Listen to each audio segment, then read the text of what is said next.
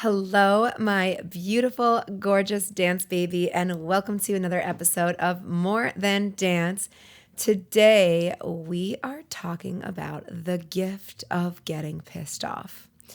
Now, I know that sounds like a complete oxymoron, and it kind of is, and I'm going to tell you why it is not. So let's set the stage. You're at dance, and this could be a dance class, this could be an audition, this could be getting ready for a performance, and you're pissed off. And I'm going to also substitute this with you're feeling something. So it could be emotions, it could be just something that doesn't feel right. And you know it. And it's quite possible that you're about to deal with it. And I'm going to split this up into two different categories. So there's the stuff that's just stuff that I'm not really going to address today. I'm going to put that more into our category of like mental health stuff, because that's a whole other podcast episode on, working through stuff that is difficult. And we did just talk about that recently. So we'll save that for another day. Our other stuff is going to be the stuff that you can take control of right now. And you can take control of this stuff by doing a few things that I'm about to mention. And it's kind of like the concept of the obstacle is the way. I don't know if you've ever read that book by Ryan Holiday. And it's this concept that where you're feeling frustration or where you're feeling pissed off, where the obstacle is where you can go. And I find this in dance often because my students get a lot of frustration and they get frustrated at themselves the most. And it's mostly because when things aren't perfect or they don't get things the way that they want to. And how do you enjoy yourself when you're frustrated? Or how do you enjoy yourself when you're pissed off? And the way that we do that is by, one, forgiving ourselves for this. This is just a natural, normal feeling. And also to lean into it and lean into the feeling of frustration.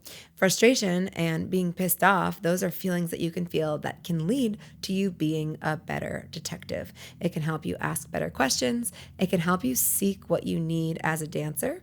And it can help you understand what you need to work on when you're at home. There's a point in every class, and I call this the dance roller coaster. And the dance roller coaster goes up and down and all around. And think of it like this. You are so excited. You're going to sign up for a dance class. Okay, great. We're going up. Killing it. And you signed up. Great. Still going up. Now you figured out that okay, you got to get there. And maybe you dealt with a car situation. Maybe you dealt with, someone canceling plans, babysitter, blah, blah, blah. So you're going down the roller coaster. Then you get there. You're all excited again and you're coasting up and it's awesome. And what happens at that moment is all these feelings of, I can do it. I've got this. This is for me. Come back. And you get there and you're learning and you're like, wow, this is great. I'm enjoying this. Again, still coasting up. And then all of a sudden you have your first little moment of frustration, a question mark, or I'm not getting this perfect. And when we dissect this, you're going to understand that this is part of the process and part of the way. And also it's the dance roller coaster. So get excited about it because it only goes up from here. So really, it only goes down from here. And I tell my students this at the beginning of class sometimes because I want them to know that the learning process is ugly. We talk about this all the time, the ugly phase and the ick. It's just perfectly natural for the learning phase to not be perfect and to not be pretty. So therefore, our roller coaster goes down and it plummets and we get questions. Then maybe things start coming into our brains from earlier that day or earlier that week, or, we realized that, we have to do some things that we haven't got to yet. And our mind gets distracted and we become less present. And when that happens, our care for the thing that we are doing is cared less about. So when we find our frustration, the best tactic I have for you is to go towards it. So if I'm frustrated at a move, one, I can look to the questions that I have. Remember, we talked about the 5 categories of asking better questions as a dancer, and you can ask better questions to become better at it. And when you do that, you're going to allow yourself to open up to the feeling of discomfort. Discomfort is not pretty. It doesn't feel good. No one likes it. It's not just you. And it's also where we get the best stuff, have the most growth, and the ability to turn around failure. So it hits us and we're almost like, okay, I got to back off here. Like, this isn't for me.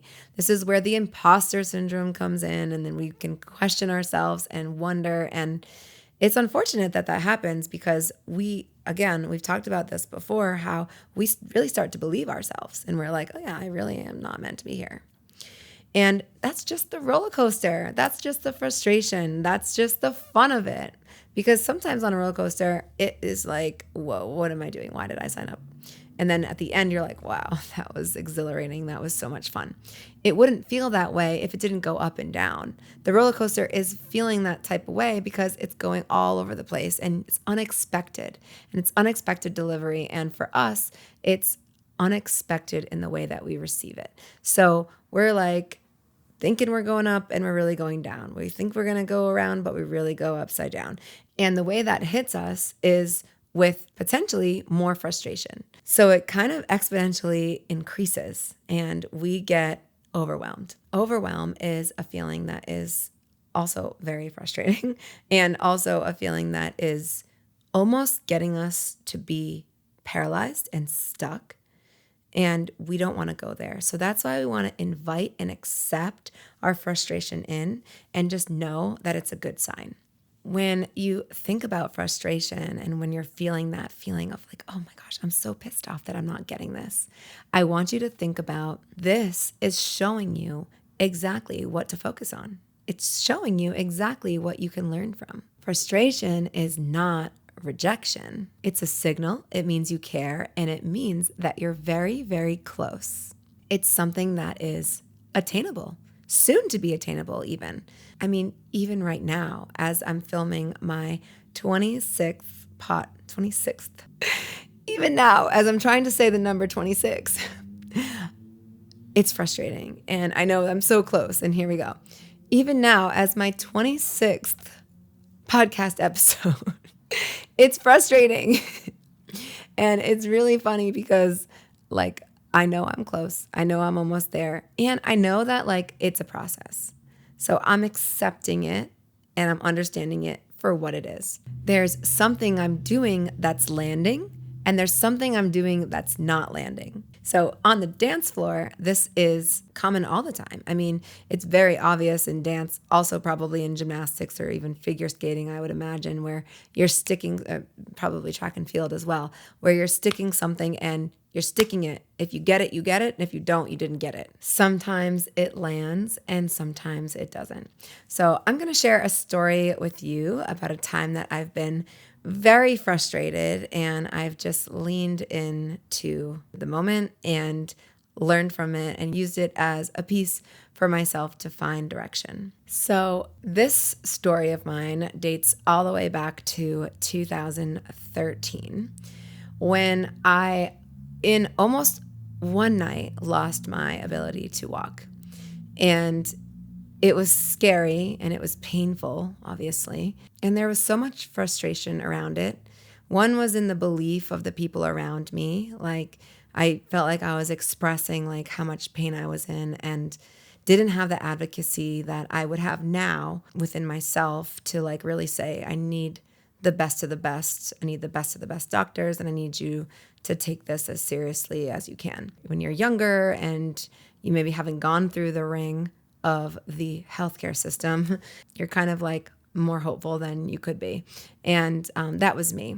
So it's 2013. I'm experiencing this amazing, incredible pain that I wouldn't wish on anyone. Was still teaching all of my physical classes. So that includes all of my fitness classes, dance classes, and running the studio. I actually vividly remember myself crawling. I don't know why I didn't this point, like just get crutches. But I remember like crawling around my studio to get places, and I would teach from a chair. And I remember I taught this gym, and I would go in and like it was all fun and games, I guess. Like one of the people that worked there, like they'd like, oh, like, and they'd get me like one of the desk chairs, and they would like roll me into my class, and I'd be like, hi guys, like, and at that point, I mean, we could do 100 podcast episodes on this, like just the sheer fact of like resilience and persistence. And there was something about this that just like was so frustrating, and it was that I didn't have a diagnosis. So I didn't know what I was up against. I didn't know what was happening, and no one knew. So fast forward 8 doctors later, I still don't have my answer. Fast forward 2 rounds of PT later, nothing has helped. Fast forward 3 injections later, still in the same situation. And I then got closer. And I got closer to my answer, and my frustration led me to do so. And I found this amazing doctor who did give me a diagnosis, and we ended up having 2 surgeries with him and 2 others with 2 other people. And it turns out, I have this chronic knee disorder, synovial chondromatosis. If you know me, you've probably already heard about this. And if you're just hearing about it, this was one of the biggest tests of my life, because it was challenging what I do every day. And it was telling me no. And it was telling me, I hate this word, but it was telling me you can't do this.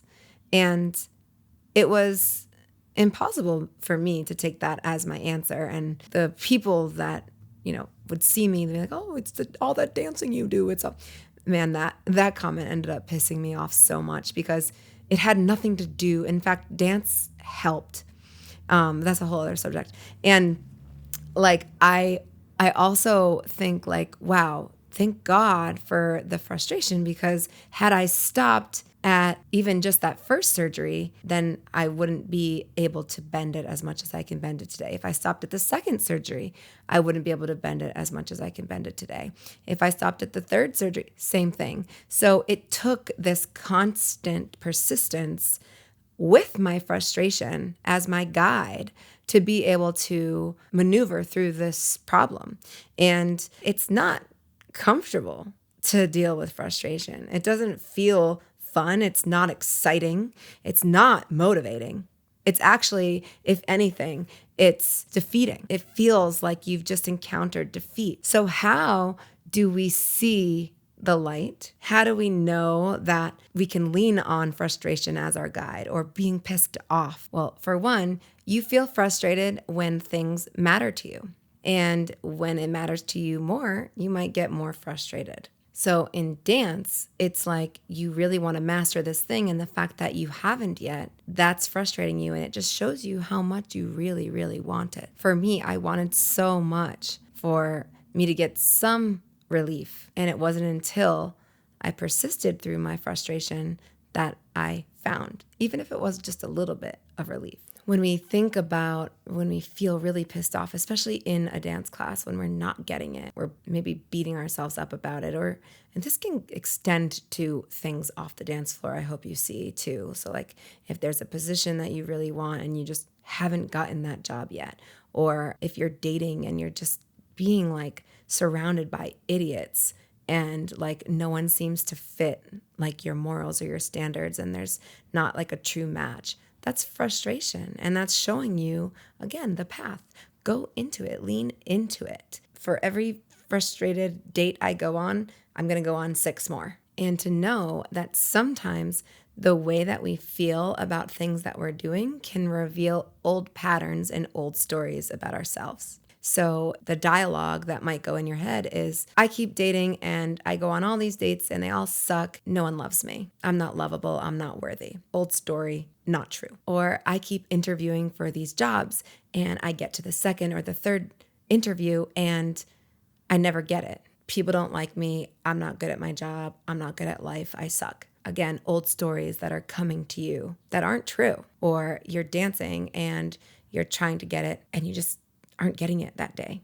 I keep trying. This is frustrating. I'm pissed off. I suck at dancing. It doesn't take much for us to create this horrible story. We are, again, so good at being mean to ourselves. So it can be hard to feel these feelings and to not think of these old stories and these old patterns that are things that are really easy for us to share. And if we're going off of history, it kind of makes sense. So with my knee, like, I'll never be healed. And that steps us into our victim mindset, which we have touched on before. And we're not going to go into it too much because I think it teeters over into that mental health area that we can always talk about at another time. And instead, I want to encourage you to write a different story. And that story would sound like this. So for the person dating, it would sound like this. I keep going on dates, and I know that with every frustrated date I go on, I understand more and more of what I want and what I want to attract and what I'm manifesting and what I'm bringing in and what I can show and bring to the table to attract the one that's perfect for me. For the person who's trying to land that dream job, I keep going on these interviews and I'm so frustrated. And I know that this frustration is getting me closer to the job that I really want, because that job could have been cool, but it wasn't it because it didn't give me the salary that I deserved.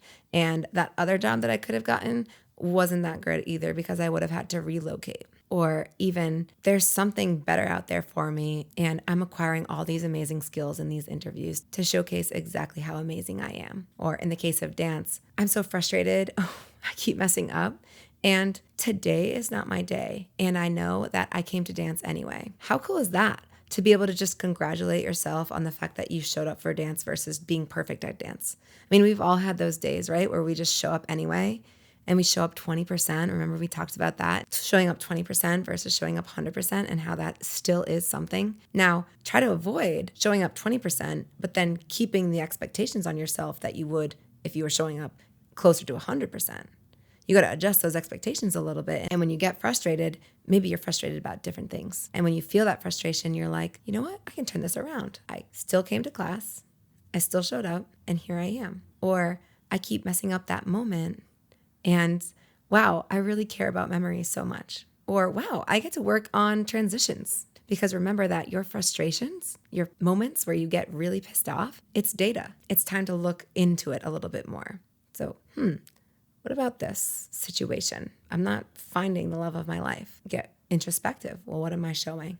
Do I have an opportunity to be more vulnerable? Do I have an opportunity to put myself out there more? And then there's the tough love part of me that's like, yeah, it's no wonder you're frustrated with this. Like, you haven't practiced it enough. So when we think about the skill of dance, we think about like all the things that it encompasses: the talent, the skill, the art. And for someone coming in and thinking that they can master it in a class or even 3 months of taking classes, you haven't practiced it enough. So be frustrated. Be frustrated for a little bit longer. Be frustrated for 10 years while you keep practicing these skills. And if you want to change the word, instead of being frustrated, be grateful that you have all these great things to learn and to work on. And then we can talk about our endurance for our frustration, because if we get frustrated and we get pissed off, there's an endurance to that.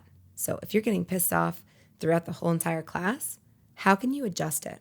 Can you think about it for 5 minutes instead of 10? Can you adjust the time block for it? Can you adjust by adjusting your goal before coming into class? Can you shift it from getting it right to it being more of a playful idea? And like, I'm going to play with this movement. There's less expectation when you're playing with something versus getting it right. Can you allow yourself through repetition to understand the things that you are working on? So when you feel it coming up and you feel it like kind of like pissing you off, can you recognize it first and just acknowledge and honor, oh yeah, that's the stuff I'm working on. I'm working on my patience with this. Substitute those words. So if you've ever been frustrated, if you've ever been pissed off when you're working towards a goal, don't worry, you are not alone. It's a good thing, and it means you're still in the game. It means you care about it, and it means you really want it. Instead of avoiding it, lean into it, ask questions, find out more about it, and learn about yourself. Remember that dance is always a mirror, and so is frustration. It's showing and reflecting us the things that we truly care about, the things that we can pay attention to, and the things that we want to attract into our life. And when you allow yourself to feel the frustration and lean into it, you don't just get better, you actually end up feeling freedom to understand movement in a different way, freedom to attract more into your life, freedom to sit with discomfort and to know that that only means that you're getting better and growing stronger. And when you really do feel that frustration and that pissed off energy, and you get through it and it lands and you finally make it to the other side, it's almost like the best feeling in the world because you worked for that. You got it. You stuck it. You landed it. And that's why it was never just about the answer. It's about who you became by not quitting, by seeing the frustration through, and by leaning into it with persistence. So the next time frustration comes for you, lean into it, love it, and accept it. If this was helpful for you today, I would love to ask you for a 5-star written review on Spotify or Apple Podcasts. Thank you so much, and I'll see you on the dance floor.